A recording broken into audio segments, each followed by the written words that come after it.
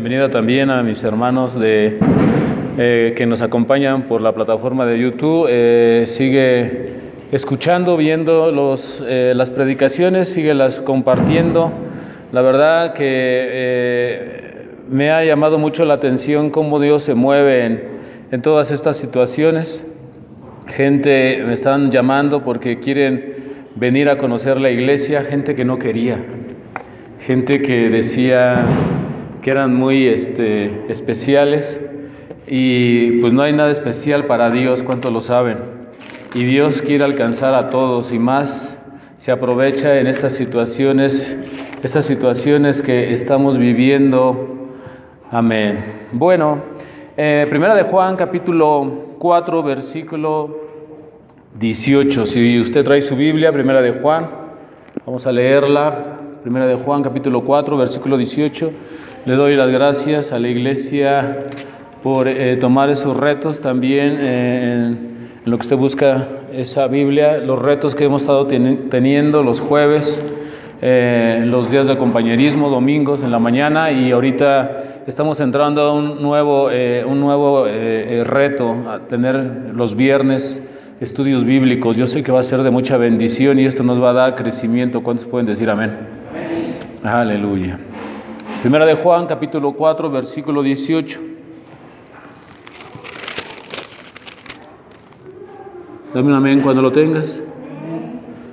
Aleluya. Dice la palabra de Dios: en el amor no hay temor, sino que el perfecto amor echa fuera el temor, porque el temor lleva en sí castigo, de donde el que teme no ha sido perfeccionado en el amor. Ayúdame a orar. Padre, en esta tarde yo te ruego por la unción de tu Espíritu Santo, ruego, mi Dios, que quites toda palabra de hombre y sea tu Santo Espíritu ungiendo mis labios, mi mente, mi corazón para predicar, y sea tu palabra bendecida, que caiga, Señor, como una semilla en cada corazón y al tiempo dé fruto, mi Dios. Señor, sabemos, Señor, que lo que tú siembras todo dará fruto, Señor. Creemos, Señor, y profetizamos que traeremos un fruto poderoso en nuestras vidas por medio de tu palabra. Unge, Dios, Señor, tu palabra, bendícela, Dios, en el nombre de Jesús. Su iglesia dice un fuerte amén. Te traje un sermón, amén, que le puse como título la grandeza del amor de Dios. Y podemos pensar, iglesia, que el amor de Dios es como el amor humano, ¿verdad? ¿Cómo es el amor humano? Bueno, normalmente nosotros cuando estamos dando el amor, ya sea, normalmente decimos amor y pensamos luego en parejas, pero puede ser amor de un hijo hacia un padre, puede ser amor de un vecino, ¿verdad? Puede ser el amor en un compañero en el trabajo. Y esa clase de amor, iglesia, es cuando uno lo va forjando, la amistad va creciendo. Y a veces nosotros pensamos que cuando fallamos, la persona con la que fallamos muchas veces como que hay que volver a comenzar, como que otra vez tenemos que ganárnoslo o ganárnosla. Amén. El amor en parejas también sucede lo mismo, es muy limitado. ¿Por qué? Porque muchas veces como cónyuges, como esposos, vamos caminando bien y de pronto hay algo ahí, hay una situación de quizás de pleito, quizás un malentendido, ¿verdad? Y nuevamente se agota el amor, nuevamente volvemos o tenemos que pensar en cómo le vamos a hacer para conquistar. ¿Cuántos están entendiendo todo esto? Ese es el amor, iglesia, el amor limitado que nosotros tenemos. Quiero ver como primer punto, el amor del hombre es muy limitado. ¿Por qué? Porque es imperfecto. Amén. Desafortunadamente, todo mundo piensa que amar a las personas se termina cuando cometemos un error. Y cuando cometemos un error, muchas veces pensamos que en esa persona se termina. Y sí hay algo de cierto, ¿verdad? Vemos la mirada diferente, o la mirada ya no se puede dar, o simplemente vemos que la situación ha cambiado. ¿Por qué? Porque es un amor imperfecto. Amén. Muchas veces nosotros, estando en Dios, pensamos que cuando le fallamos, el amor de Dios ya no va a ser de la misma manera. ¿Cuántos han pensado eso? ¿Verdad? ¿Por qué? Porque tenemos un espíritu, dejamos entrar ese espíritu, amén, en donde nosotros nos empezamos a criticar, en donde nosotros empezamos a tener ese desánimo y pensamos que el amor de Dios es igual que los humanos. Gloria a Dios que no. El amor de Dios, iglesia, es todavía más grande. El amor de Dios es perfecto. ¿Cuántos pueden decir amén? Y esto es lo que debemos de pensar, esto es lo que nos hace pensar de su amor. En el libro con el que abrimos, Primera de Juan, capítulo 4, versículo 18, lo vamos a leer ahora en traducción viviente. Dice, en esta clase de amor no hay temor, porque el amor perfecto expulsa el temor. Si tenemos miedo es por temor al castigo, y esto muestra que no hemos experimentado plenamente el perfecto amor de Dios. Hay miedo, ¿verdad? Porque nosotros pensamos que el amor de Dios es igual a nosotros. Cuando nosotros le fallamos a alguien, el esposo a la esposa, tenemos que comenzar desde cero. Cuando la esposa al esposo tiene que comenzar desde cero. ¿Cuántos han pensado eso y lo han hecho? Amén. ¿Por qué te digo todo esto, iglesia? Porque así es el amor humano, es imperfecto, ¿verdad? La palabra de Dios nos está diciendo que para que no vivas en la incertidumbre, Dios nos ha mostrado su amor. Dice, cuando hay amor no va a haber temor. Cuando nosotros comenzamos a pensar que le hemos fallado a Dios, en ese momento empieza un temor en nosotros y empieza a haber un desánimo, quizás también empieza unos pensamientos diferentes. Ya no voy a ir a la iglesia, me siento pecador, me siento mal, pero no sabemos, iglesia, que el verdadero amor es el que quita ese miedo. Amén. Donde muchas veces va a haber temor, ahora necesitamos nosotros por fe crecer en el amor. Dios tiene ese amor perfecto. ¿Cuántos pueden decir amén? Podremos pensar que hay muchos dones y podremos sentir que muchas veces hemos nosotros fallado, que no fue el mejor desempeño de lo que hicimos y nos sentimos mal. Pero déjame decirte algo en esta tarde. Dios te ama de la misma forma como cuando comenzó a buscarte en la salvación. Dios te ama igual, no cambia Él. Solo que tienes que venir a arreglar tus diferencias o tienes que venir a arreglarte con Dios aquí en el altar. Esa es la única manera, la única forma, iglesia, donde muchas veces tenemos en nuestra conciencia esa situación que pensamos que es igual a Dios. Nuestro amor es igual a como el de Dios, y no. En Jeremías 31, versículo 3, nos habla, iglesia, que Él nunca ha dejado de tratarnos con bondad y volverá a construirnos nuevamente. ¿Para qué? Para volverse a gozar en nosotros mismos. Dice ahí Jeremías 31:3, en un amor eterno.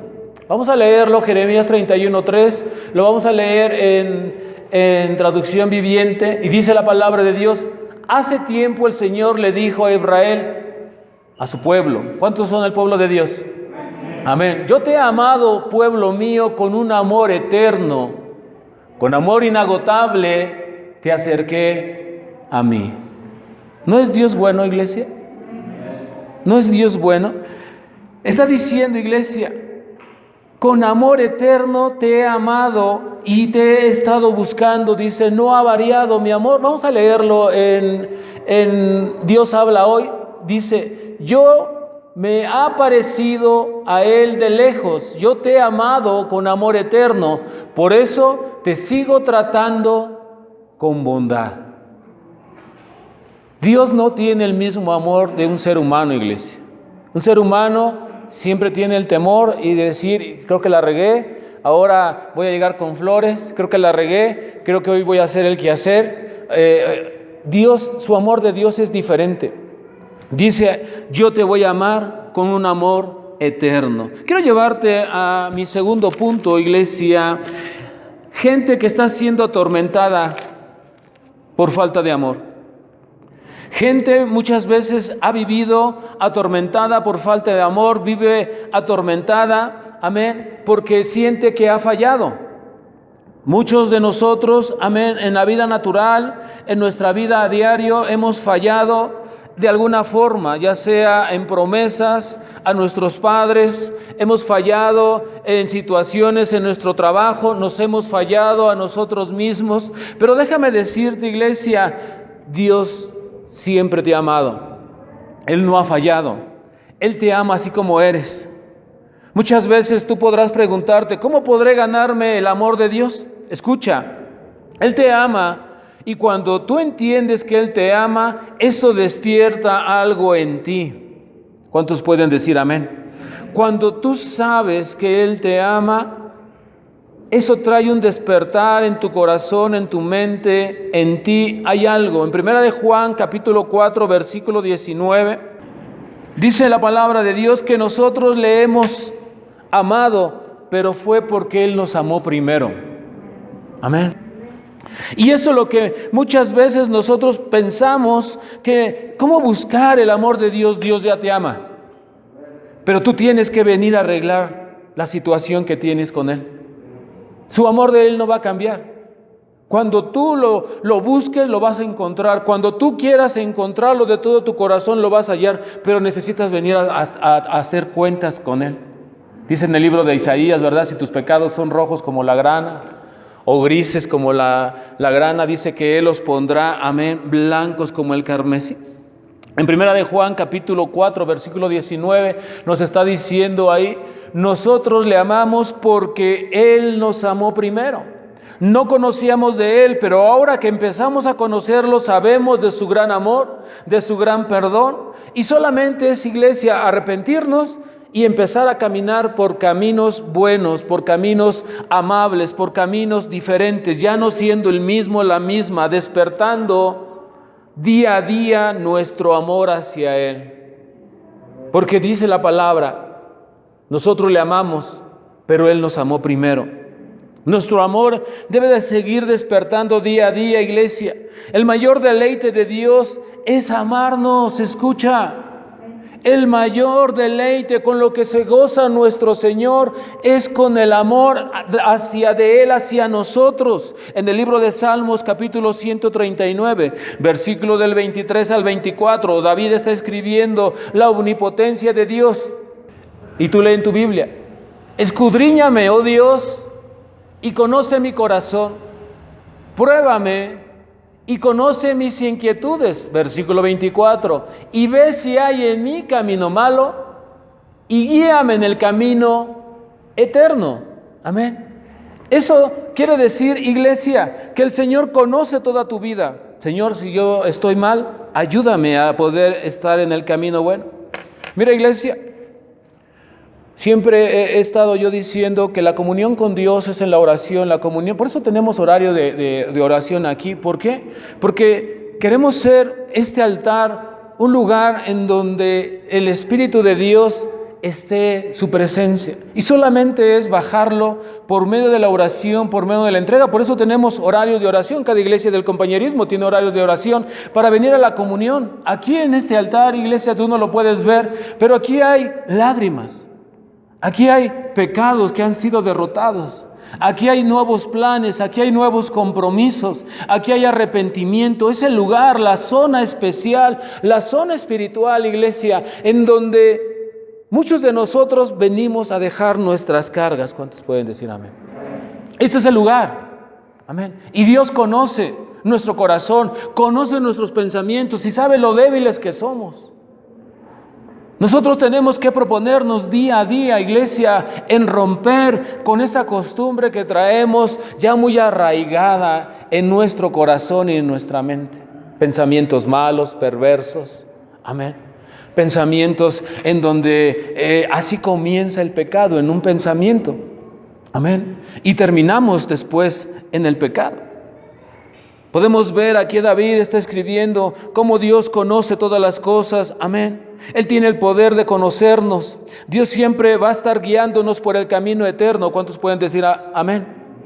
David está diciendo: escudriñame y guíame por el camino de la eternidad. Está disponiendo su corazón, está disponiendo sus tiempos en una oración. Y estoy seguro que no es una sola oración. Una gente que cree en Dios debe de fortalecerse día a día en los caminos de la oración. ¿Cuántos pueden decir amén? En los caminos de la predicación. ¿Sabe qué pasa con cristianos que piensan que no van a poder llegar hasta el final? Hay personas así, que dicen: esto es muy difícil, creo que mejor me retiro por la buena. No, iglesia, tenemos un Dios que nos va a estar siempre buscando, su amor nos va a estar siempre afianzando. Y quiero hablarte por un momento en el libro de Lucas, amén, Lucas 15. Si usted trae su Biblia, vamos a Lucas 15. Quiero hablarte, iglesia, en donde está toda la palabra de Dios. Nos habla de su gran poder, de su gran misericordia. Pero quiero tomar esta porción de escritura, el libro de Lucas, capítulo 15, donde el Señor se goza. Hay 3 ejemplos en este libro de Lucas. Quiero que usted ponga muchísima atención. Amén. 3 lugares en donde habla primeramente nos habla de su gran amor, ¿verdad? Nos habla de la oveja perdida. ¿Cuántos están aquí? Nos habla de la moneda perdida. Estas son parábolas del Señor Jesucristo que está explicando cómo es cuando se pierde a alguien, cómo Dios empieza a él a buscarle, y cuando lo encuentra hace gran fiesta, se regocija. Amén. Y termina, amén, con el hijo pródigo. La oveja perdida, el hijo pródigo, la moneda perdida. ¿Cuántos están aquí? Y nos habla de su gran amor, iglesia. Acompáñame en ese versículo 4, amén, donde podemos ver que dice el Señor que se ha perdido una oveja. Dice: y cuando la encuentra, deja las 99 y va a buscarla. En el versículo 5 la encuentra y se goza en ese amor eterno, iglesia. Así es el corazón del Padre.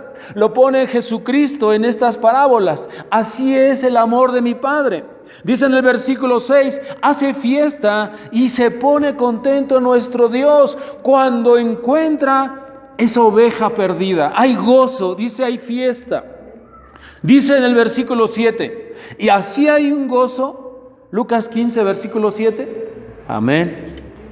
Dice la palabra de Dios: os digo que sí habrá un gozo en el cielo por un pecador que se arrepiente, que por 99 justos que no necesitan arrepentimiento. Vamos a leerlo. En el día de tu salvación hubo fiesta en el cielo, lo dice la Biblia. Tu Biblia está diciendo ahí, os digo que si habrá gozo en el cielo por un pecador que se arrepiente, que por 99, amén, que no necesitan arrepentimiento. Cuando usted llegó a los pies de Jesucristo, en el cielo había fiesta. Lo dice la Biblia. Cuando un familiar llega y tú estás en la iglesia y un familiar llega, hay fiesta en el cielo cuando él entra por la puerta, cuando él se rinde a Dios. Y cuando tus oraciones en ese momento sabes que están contestadas. ¿Por qué? Porque has orado por salvación por esa persona. Hay fiesta en el cielo. Amén. Hay pachanga. ¿Por qué? Porque Dios se goza cuando un pecador se arrepiente. En el versículo 8, amén, está hablando de la moneda. El Señor Jesucristo está hablando de esta parábola y les está diciendo: hay un gozo en mi Dios, en mi Padre, amén, cuando alguien se arrepiente. Y pone como ejemplo aquí a una persona, a una señora, amén, que ha perdido una moneda. Lucas 15, versículo 8, la busca y la encuentra. Versículo 9, al encontrarla, ¿qué dice ahí? Dice ahí que al encontrarla, y cuando la encuentra, reúne a sus amigas, vecinas, diciendo: gozaos conmigo, porque he encontrado el dracma que había perdido. En Los Ángeles, allá en el cielo, me los imagino diciendo: mira, ya se salvó esta persona, bravo, vamos a hacer fiesta, regresa un alma otra vez al cobijo de Dios. Así es el pensamiento de Dios, iglesia. No es el amor como nosotros lo entendemos. El amor de Dios es eterno. Pero ¿cómo nosotros podemos estar dentro de ese gran amor? Aquí en el altar, poniéndonos a cuentas día a día. Y el tercero también, iglesia, igual de poderoso, es la historia del hijo pródigo. En el libro de Lucas, capítulo 15, versículo 11, nos habla de una historia, le dice el Señor Jesucristo a ellos, una historia de dos hijos. El más pequeño salió más rebelde, se quiere ir, no solamente se quiere, lo hizo y se fue. Y se gastó y malgastó toda su vida. Y llegó un momento en donde esa tierra fue golpeada por una hambruna y él estaba de capataz ahí cuidando los cerdos y tenía ganas de comer de ese alimento y aún así no le daban de comer. Dice en el versículo 17 de Lucas 15 que volviendo en sí, volvió a la realidad, pensó y en ese momento volvió en sí, ¿verdad? En su conciencia diciendo, ¿qué hago yo aquí? ¿Por qué sufro? Porque quiero. En donde está mi Padre, ahí hay mucho alimento, ahí hay muchas cosas, ahí hay paz, ahí hay gozo. Y esta parábola, iglesia, va terminando cuando dice, amén, que él quiere regresar a la viña de su padre, amén. Y en el versículo 21, su padre lo encuentra en el camino y le pide perdón, dice, he pecado contra ti, contra el cielo. Amén. Pero su padre no hay ningún reclamo, simplemente le dice, vístanlo con la mejor vestidura, pongan el anillo en sus dedos y póngale calzado. ¿Por qué? Porque así es el amor de Cristo. Así es el amor de Dios, su Padre. Amén. Él nos ama, iglesia. Y todavía dice en el versículo 23, vamos a hacer fiesta, traigan al becerro más gordo y vamos a hacer fiesta. Hay un gozo en el cielo, iglesia, cuando un pecador se salva. Hay un gozo en el cielo cuando usted y yo nos arrepentimos.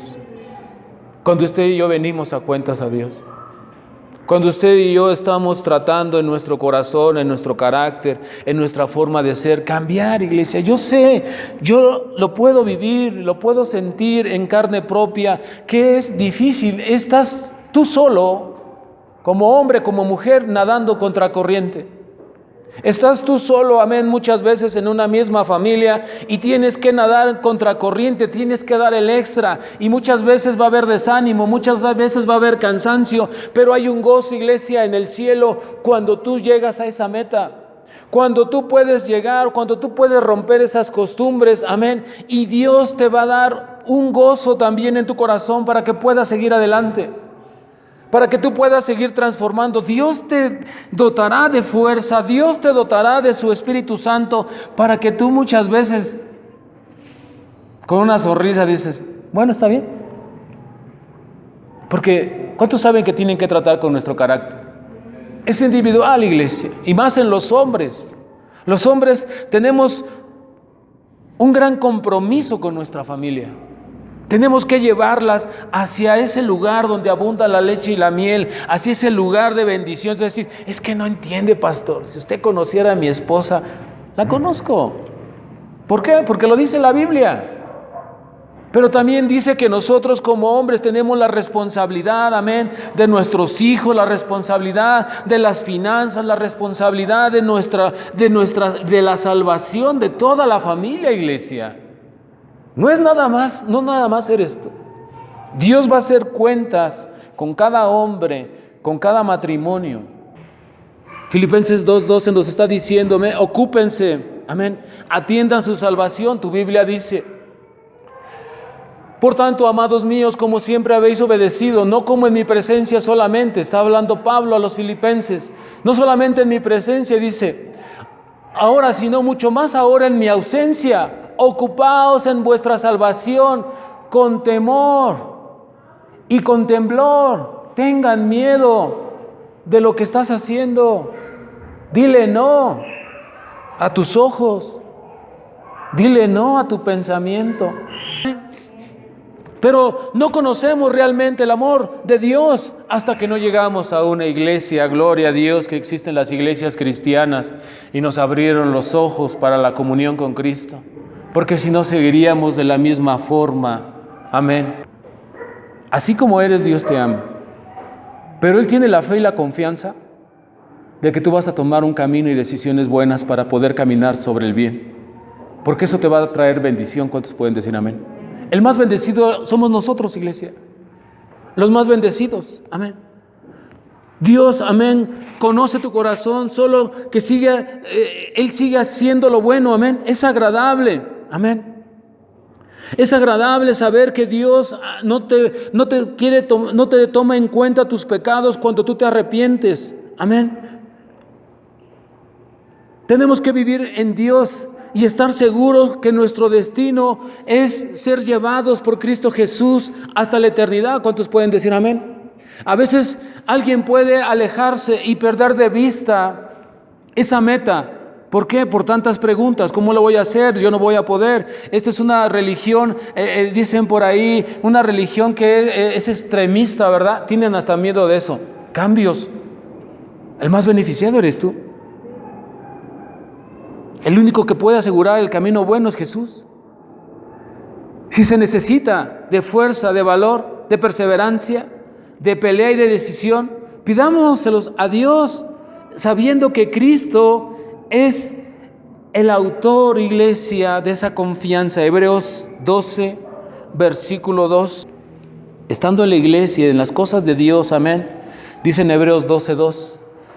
Tu Biblia dice así: puestos los ojos en Jesús, que es el autor y consumador de la fe, el cual por él, gozo puesto delante de él, sufrió la cruz, menospreciando el oprobio, y se sentó a la diestra del trono de Dios. Vamos a leerlo en Biblia Nueva Traducción Viviente. Mira lo que dice: esto lo hacemos al fijar la mirada en Jesús, el campeón que inicia y perfecciona nuestra fe.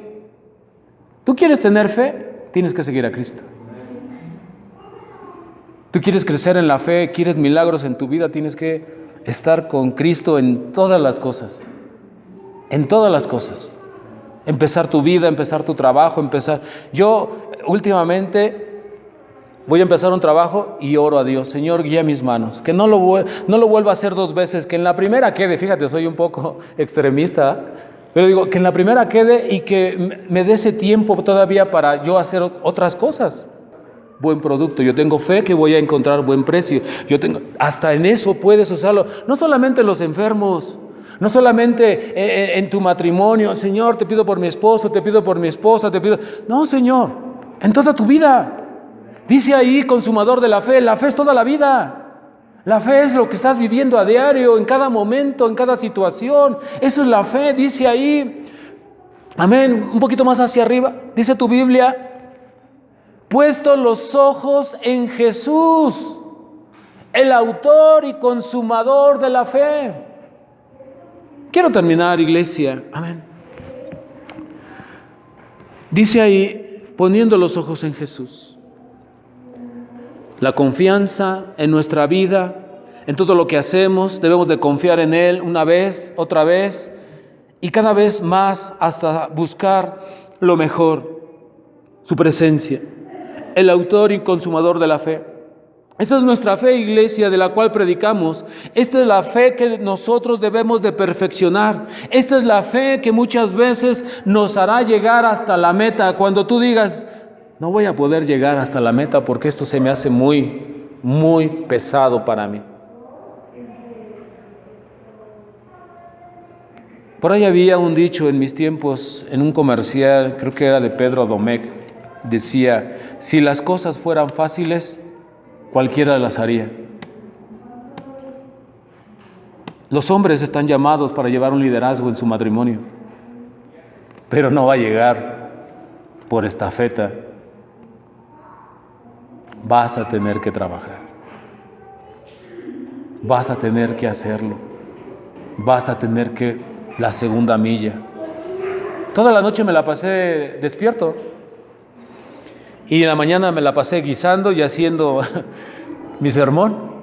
También el sermón de la tarde. Hace rato llegué a tu casa, que es mi casa.